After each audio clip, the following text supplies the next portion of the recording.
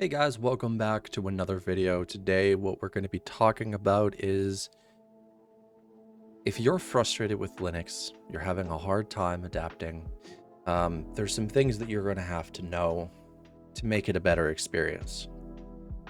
Most likely, if you are having a hard time on Linux, you're doing one of two things. You have brought Windows with you, and that in itself is kind of problematic. And I want to explain why. You're moving to an operating system that is not like Windows at all. It's not like Mac OS. Okay, it's not as simple as downloading something and you're good to go. That's not how Linux is right now, not fully. It's getting there. It's about 90% there. Okay? You're entering into an environment you are completely not familiar with. Now, clicking icons, opening things, running things can be simple, but it can also be overwhelming when you're missing a feature that you've had all your life. You've learned Windows since you were little, or you've learned Mac OS since you were little, and since you're now transitioning into a different environment itself, you're feeling overwhelmed, and I get that. So do this. Slow down. That's all you have to do. You just have to slow down. You have to realize that this is not what you grew up with, and you need to take notes. Notes on what you want your Linux to accomplish, okay? And they need to be realistic, not play Fortnite, not play Valorant, not play any of these games that just won't work on Linux. They need to actually be real goals. I want to be able to edit my videos using my graphics card. DaVinci's Resolve Studio, one of the best places to go. It's proprietary, it's fast, it's optimized, and it works on any distro. Any distro. I've gotten it to work on Debian without a problem, Ubuntu, even Linux Mint, NixOS, Arch Linux, CachyOS, Endeavor. Those are all Arch Linux though. Fedora, and so many more. I even got it to work on Serpent OS and Void OS. So it's not a difficult thing to set up. Again, in the description below, you'll find a playlist full of tons of help for things. You know, gotta like promote myself here or whatever. With Windows 10 dying, there's going to be a lot of users that are going to want to become Linux users. They're going to want to not have to deal with Windows 11, or they're going to just tough it out on 10 until 10 literally ends their entire life and steals their bank account. And I get that. But if you are one of those users that want to come over to Linux, I have one suggestion for you. Choose one of these three distros and be happy with your life. And I'll also tell you the distros to avoid and the reasons to avoid them. It's pretty clear and understandable, and hopefully I'll be able to do it right. So let's get into this. So the first distro I recommend will always be PicoOS, mainly because it has all the GUI tools to handle your drivers, your updates, and other things. And not only that, but you can install packages from any other distro using Picman. Very useful tool. I don't know if they're still working on their GUI tool for installing packages or not, but I hope they are, and I hope it comes out pretty soon, because if it comes out before Windows 10 dies, they are at the top of the list to be chosen. Like they're an amazing distro. They're fast, they're stable. They are always up to date, which is nice, but not like up to date where it ends up breaking things. They are up to date where it works, and they have one of the fastest installers you'll ever find. So not only that, but after you're done installing, when you first boot in, you'll be given a setup screen which runs you through what you want to install and what you don't, your networking, whether you want to install Steam or not, and a whole bunch of other stuff. And honestly, it even handles the drivers and the pre-setup, so that's absolutely amazing. It's not outdated. It's not so-called stable outdated, where you're on Linux Mint and you literally have the oldest crap in the book. We're talking about up-to-date, stable, and efficient as hell. Okay? So, I mean, that's honestly the best that you can do right there. The second distro that I would offer up is CachyOS. It is one of the fastest distros currently to date, and it is stable to a fault. Over the last couple of days or so, people have been reporting issues after the update, but the developers have quickly solved these problems and they tend not to reoccur after this. They're fast, they're efficient, and they know what they're doing, which is great. And when they find an issue, they all band together, they ask the community for help, and they do their best to solve the problems, which is what you need. It comes with a built-in package manager that has a GUI called Octopi, or whatever you want to call it. It's kind of dated, but at least it's something to use to install the packages that you need. There is Flatpak support if you need it. Do not use snaps. Snaps are horrible, and no. If you're going to be gaming, my suggestion is do it in the native packages that come with Arch Linux or CachyOS. They have a hello GUI screen that will pop up every boot unless you disable it. In here, you'll find tweaks where you can install all of your clients that you need, so Steam, Lutris, and all the dependencies that gaming requires. It's, again, fast and efficient and a good way to get right up in gaming. Unfortunately, they don't have a first boot screen. I wish they did, where you create your user and you do all this stuff. I think that would benefit them greatly and would make them seem a lot more user-friendly, but as it is right now, they are very, very beginner-friendly. And yes, they are. There's no argument on this. Look, here's the thing. If you're coming to Linux, you need to open your mind. You need to be willing to learn. You need to be willing to troubleshoot. No OS is perfect. You may not know it, but sometimes you end up troubleshooting Windows. People end up troubleshooting Mac OS all the time. It's not perfect. So you need to go in with that same mindset sometimes that, yeah, there's going to be problems, there's going to be trouble, but here's the thing. You can solve it. Okay? You can solve this problem. And again, I've been doing more work. I've been adding troubleshooting guides in with the link in the description below that leads to a playlist, and doing my best to cover all the bases. So I've got gaming covered, I got video editing covered, I got recording covered, I've got troubleshooting almost completely covered, I have learning Pacman covered, learning apt covered, learning Fedora's DNF covered. I've done pretty much everything that I can think of, and I guess just encouraging people from now on would be the best bet. Arch Linux is not difficult to learn. It's actually one of the most simplistic syntaxes you can learn for a package manager. Sudo pacman, and then the command required. If you want to install something, -S. If you want to remove something, -RS. But removing stuff can remove dependencies, so you need to be careful when doing that. And the GUIs help install packages. Really simple, really easy. Most of it's handled by itself now. Even when using Arch install, it gets you almost everything that you need.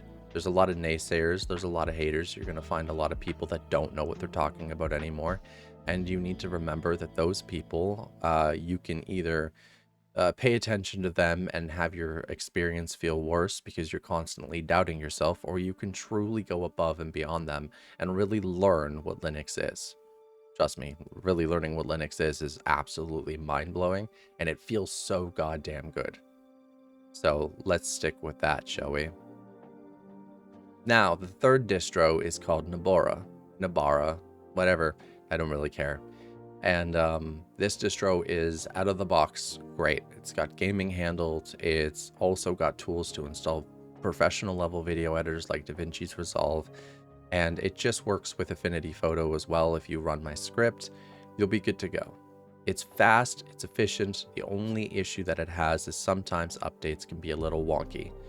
Now, I haven't had that issue in a while, and I don't really see that many people having that issue as well in the troubleshooting channel, so maybe they've resolved it. And here's the really cool part. The installer has changed to allow you to be on the newest version of Nabara during the installation. My chicken might be done. I need to go check on that. So they also come with a stable version of the kernel. So the latest kernel, the latest drivers that are needed, as long as they're tested and they're confirmed working, Nabara comes with that. Now, most people think that it's just one person working on Nabara. It's not. There is a whole team of people at the moment, and there's a whole team of testers behind those people that are constantly testing, reporting back, giving feedback, and helping improve the distro. That is one myth that needs to be busted more than anything. You need to understand that people will come out of nowhere, they'll make pull requests, and sometimes they'll end up staying with the distro permanently. One of the developers is named Lionheart, and he has been with this distro since it first came out. I think it was Fedora 35, so Nabara 35, and he has slowly transitioned himself into becoming a developer. He's also a moderator. He's a fairly good guy, so all in all, you're in good hands with both GE, Lion, and multiple other people who are currently assisting making this distribution really, really amazing. So there you go. Those are the 3 distros that honestly do the best, and they take suggestions and feedback, and they are great with support. So, you know, feel free to jump in, ask questions, and make sure you get all your answers. Now we're going to have a talk about immutable distros, okay? And why they're not the best options. If you're first jumping into Linux and all you're doing is gaming, great, you're good to go. You're not going to have a problem with Immutable unless you do. And I've run into a few issues myself where performance wasn't on par with other distros. I've had multiple problems, bugs, crashes, things like this. They happen. A Immutable distro is something that you can't really modify to your liking. You can modify your desktop environment, but in terms of packages, you're kind of restricted to Flatpaks, and that tends to be an issue unless you want to use OS tree and other weird little things. It doesn't end up being the best type of results. Bazite is one of those which honestly I can say with all honesty to avoid.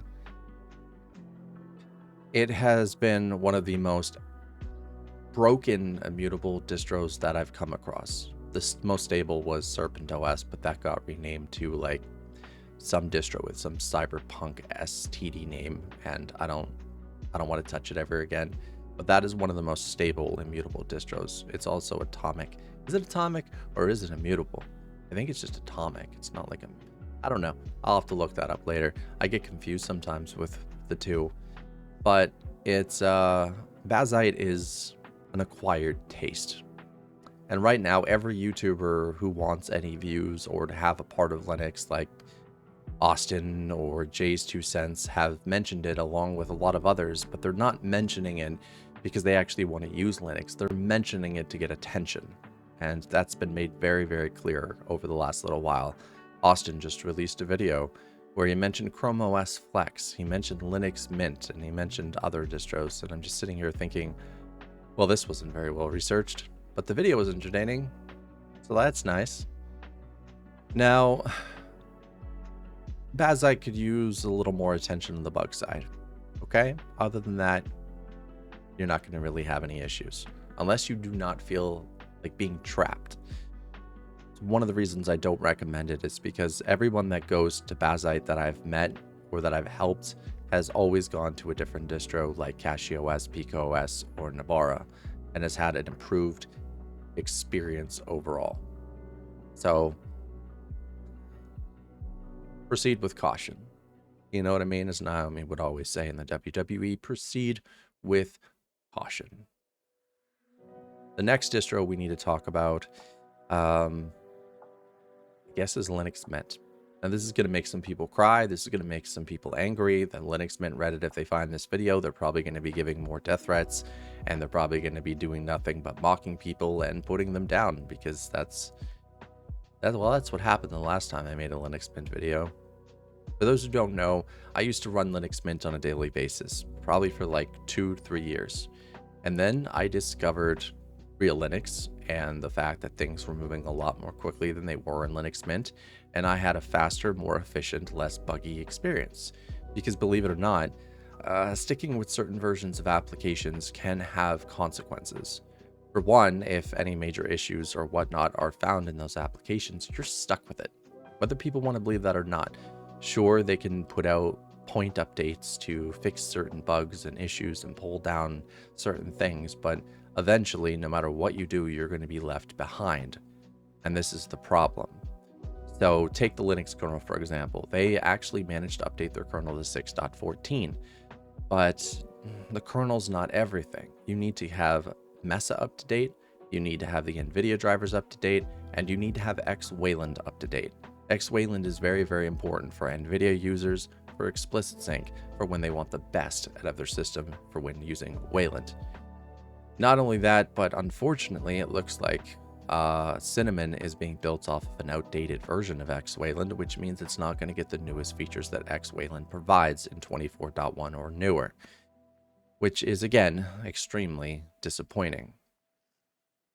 So you get updates less over time, and you could have a buggier experience, and you could be missing a lot of important fixes in the kernel and things like that for your hardware. So if you have newer hardware and you want the best out of your system, you want the most performant, optimized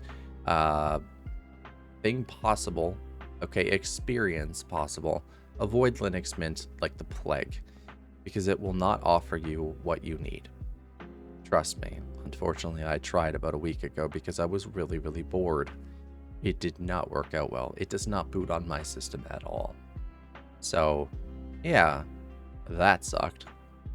Now, Ubuntu is going in a weird direction. They've moved to snaps. Snaps are not native applications. They are containerized applications. They boot slow. They are slow in general, and it's an experience that most people don't enjoy, so they end up going towards Zorin OS, which again is just Ubuntu without the snaps and with GNOME extensions and an older version of GNOME. Zorin 18 was released into beta or something, I think, and it offers nothing over any other distro besides a different look, which you can achieve on any other distro. So yeah, Zorin's kind of out of the question along with Ubuntu if you are serious about Linux. Well, this video is going to be interesting. Well, the comment section probably will be. Now, other than that, all that's left is OpenSUSE. I find OpenSUSE to be very clunky and awkward, and I'm not a fan of clunky and awkward because, you know, it's not fun when it comes to operating systems. This could work, that could work, this fails to work, whatever. I'm not going to enjoy that. What I will enjoy, honestly, is having a great experience that is both stable and up to date. And the two can go hand in hand these days when the developers of these distros actually take time to test each package before it goes out. And that matters a lot in terms of stability. I would rather trust my system in the hands of CachyOS, PicoOS, Nabara, Fedora, Arch Linux, EndeavourOS than anyone else, even NixOS. But NixOS is not very beginner friendly to start out with, and it's something you could do more down the road. So there are the distros, but the questions will remain. What desktop environment should I use? It doesn't matter. With KDE, you're going to get experience out of the box that looks and acts like Windows. If Windows was available on Temu for sale, you can expect bugs and issues just like any other desktop environment. GNOME, you have to deal with extensions that do not break when GNOME updates, by the way. GNOME Shell turns them off on purpose because it does it to avoid issues and stability issues. I think I said that right. I don't know. You know what I mean. And you can easily manually update extensions to see if they're compatible or not. And if they're not, you can go report it. You can also check for pull requests. I have a video about this, in fact, for GNOME 49, because how many extensions broke? None. Dash to dock technically didn't break. Its right click menu on its dock didn't work. But other than that, it was great. All right. There's also XFCE, which is X11. You're going to want to stick to something that supports Wayland. Hyprland is honestly amazing if you find the right configuration. With Linux, there is a warning. And I'm going to put this at the end of the video. I should have put this at the beginning of the video. But the warning is this. AMD and NVIDIA will both have regressions. This is just life. They have regressions in Linux. They have regressions in Windows, and even at the time when NVIDIA supported Mac OS, before NVIDIA turned into a bunch of weirdos and started releasing unstable crap into Mac, they had issues and regressions there as well. So it's not just a Linux problem, it's a Windows problem. Drivers in all are the most chaotic, unstable thing in the world. And unfortunately, most driver teams are not very big to begin with. So dealing with these issues constantly is a very long and arduous experience that can sometimes lead a developer to be a little kooky, you know, like the Borderlands 4 CEO. Yeah, blaming your poor job on other people and their hardware instead of just optimizing your game properly. Jackass. Alright, with that, I'd like to thank you guys for watching this video. If you have any questions that are reasonable, let me know in the comments. Do not forget to check the playlist in the description to go from Windows 10 to Linux in its entirety. I have multiple videos going over applications, things you should know, and more. How to set up Steam and everything in between. Alright? It's a great resource. You'll be very glad you found it. I'm not like other Linux YouTubers where I just go yamma. I'm more of the type of guy that likes to teach and improve people's experience by letting them know the honest truth. And the honest to God truth is, once you stop being frustrated and you get the learning curve down, it's small. It's a tiny learning curve. Don't let people make it out to be bigger than it is. And you have confidence in yourself. Linux is just like any other operating system. The only difference is you have complete and utter freedom to do what you want, how you want it, and that's honestly the best part. So if you're coming from Windows 10, you're making the switch to Linux, we welcome you. The real non-elitist community welcomes you. And if you see an elitist, don't interact with them. They are gatekeepers, they are haters, and they like to minimize people down to basically you're either smart or you're not. No, the difference is to learn Linux, you just need a grade 2 reading level, and that's it. You don't need anything else. If you want it bad enough, you want anything bad enough in life, you'll get it. Anyway, subscribe if you're new here. I'll continue posting guides, tutorials on how to troubleshoot, install things, set things up, because I like to make your life easy. And if you also want to become a member on YouTube, you can do so by clicking that join button just below the video on both iOS and Windows and Mac OS and any other operating system, because they're adding the buttons, which is cool. Bye, everybody. Have a great day. And remember, believe in yourself. You can do anything. Except fly. Because, well, yeah, just don't. No, the world's too gullible right now. You cannot fly. Do not jump off a building. Bye.